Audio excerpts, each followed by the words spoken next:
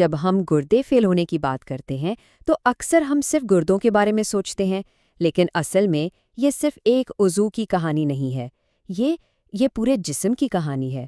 تو آج ہم یہی سمجھنے والے ہیں کہ گردوں کی ناکامی کیسے ایک لہر کی طرح پورے جسم میں پھیل جاتی ہے۔ تو سوال یہ ہے کہ آخر ہوتا کیا ہے جب جسم کے یہ ماسٹر فلٹرز جو ہمارا خون دن رات صاف کرتے ہیں اچانک کام کرنا چھوڑ دیں؟ چلیں اس کی گہرائی میں اترتے ہیں۔ دیکھیں، ہر مسئلے کا ایک مرکز ہوتا ہے، ایک ایپی سینٹر، اور اس کہانی کا مرکز ہے فیل ہوتے ہوئے گردے۔ یہ سمجھنا بہت ضروری ہے کہ یہ صرف ایک عضو کا مسئلہ نہیں، بلکہ یہ ایک ایسی چنگاری ہے جو پورے جسم میں آگ لگا سکتی ہے۔ اسے ایسے سمجھے جیسے آپ کسی پرسکون جھیل میں ایک پتھر پھینکتے ہیں اور پھر لہریں ہر طرف پھیلنا شروع ہو جاتی ہیں۔ تو سب سے پہلی لہر کیا ہوتی ہے؟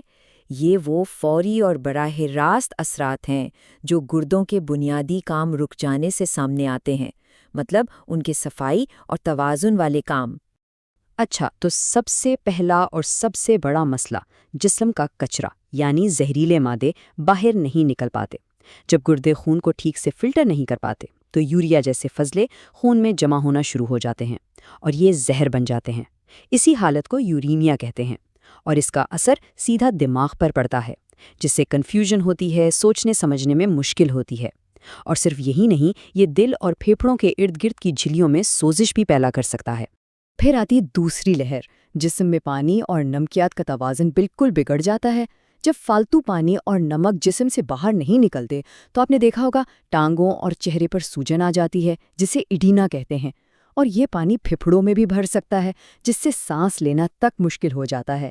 اسی طرح پوٹاشیم جو ہمارے پٹھوں کے لیے بہت ضروری ہے، جب خون میں بہت زیادہ ہو جائے تو یہ پٹھوں میں شدید درد اور خطرناک صورتحال میں دل کی دھڑکن کو بھی روک سکتا ہے۔ تو ان ابتدائی لہروں کے بعد ایک پورا کیسکیڈ ایفیکٹ، ایک زنجیری رد عمل شروع ہوتا ہے، اور یہ رد عمل جسم کے ہر ایک بڑے سسٹم کو اپنی لپیٹ میں لے لیتا ہے۔ آئیے اب دیکھتے ہیں کہ یہ اثرات پورے جسم میں پھیلتے کیسے ہیں۔ اب ذرا اس ٹیبل کو دیکھیں، یہ دکھاتا ہے کہ مسئلہ کتنا بڑا ہے۔ سب سے پہلے خون۔ گردے ایک بہت اہم ہارمون بناتے ہیں جو خون کے سرخ خلیے بنانے میں مدد دیتا ہے۔ جب گردے فیل ہوتے ہیں یہ ہارمون نہیں بنتا اور نتیجہ انیمیا۔ اور اس کا احساس کیسا ہوتا ہے؟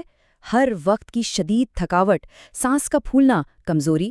پھر دیکھیں دل اور خون کی نالیوں پر اثر۔ جسم میں اضافی پانی بلڈ پریشر کو آسمان پر پہنچا دیتا ہے، جس سے ہارٹ اٹیک اور فالج کا خطرہ سیدھا بڑھ جاتا ہے۔ ہڈیوں کا حال تو اور برا ہے۔ جسم کیلشیم کی کمی پوری کرنے کے لیے ہڈیوں سے ہی کیلشیم کھینچنا شروع کر دیتا ہے، جس سے وہ کمزور اور بھربھری ہو جاتی ہیں۔ اور جلد، خون میں فاسفورس بڑھنے سے ایسی شدید خارش ہوتی ہے جو کسی طرح نہیں جاتی، ہر وقت بے چین رکھتی ہے۔ اور آخر میں اعصابی نظام، ہارمونز اور نمکیات کا عدم توازن، درد اور نیند کی کمی، یہ سب مل کر بے چینی، اداسی اور ڈپریشن کا باعث بنتے ہیں۔ اور یہ جو ہڈیوں کا مسئلہ ہے یہ کوئی معمولی بات نہیں ہے۔ اس کا اندازہ اس ایک عدد سے لگائیں۔ ڈائلائسس کرانے والے تقریباً 90% مریض، یعنی 10 میں سے 9 لوگوں کو ہڈیوں میں نمکیات کے عدم توازن کا سامنا کرنا پڑتا ہے۔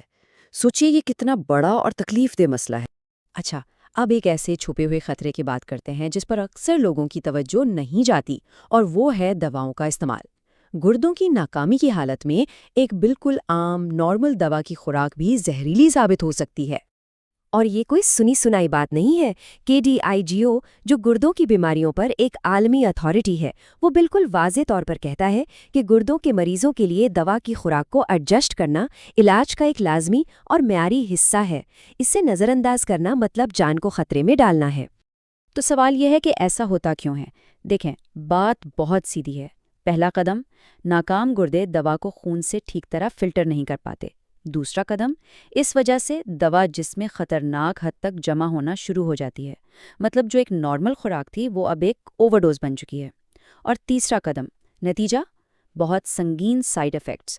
مثال کے طور پر درد کی ایک عام دوا سانس روک سکتی ہے، اور دل کی دوا دھڑکن کو خطرناک حد تک بے ترتیب کر سکتی ہے۔ اسی لیے چوتھا اور سب سے اہم قدم یہ ہے کہ ہر دوا کی خوراک کو ڈاکٹر کے ذریعے بہت احتیاط سے کیلکولیٹ اور ایڈجسٹ کیا جانا چاہیے۔